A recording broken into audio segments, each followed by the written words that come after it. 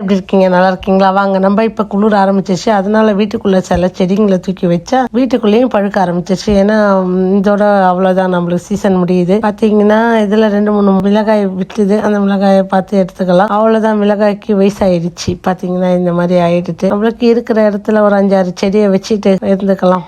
ஏன்னா வேற வழி இல்லை நம்மளுக்கு. யாருக்கெல்லாம் மிளகாய் வேணும்னு சொல்லிட்டு கமெண்ட் பண்ணுங்க. கிலோ கணக்குலனாலும் 1-2 தான் வந்துச்சு. எனக்கு அடுத்த வருஷம் போட்டு பார்க்கலாம். வந்ததுன்னா எல்லாத்துக்கும் பார்சல் பண்ணி அனுப்புறேன். அடுத்து பாத்தீங்கன்னா இது வெத்தலை கொடி. நம்ம ஊர்ல இருந்து எடுத்தாந்து வச்ச மூலிகை செடி. பாத்தீங்கன்னா வெத்தலை கொடியும் பிடிச்சிக்கிச்சு, கற்பூரவள்ளியும் பிடிச்சிக்கிச்சு, கருவேப்பிலை இதெல்லாம் பிரிச்சு வச்சிருக்கிறேன். ஏன்னா இதெல்லாம் பாதுகாக்கணும். அதனால இது பாத்தீங்கன்னா துளசி, கருவேப்பிலை அதே மாதிரி பிரிச்சு பிரிச்சு வச்சிருக்கேன் பாருங்க.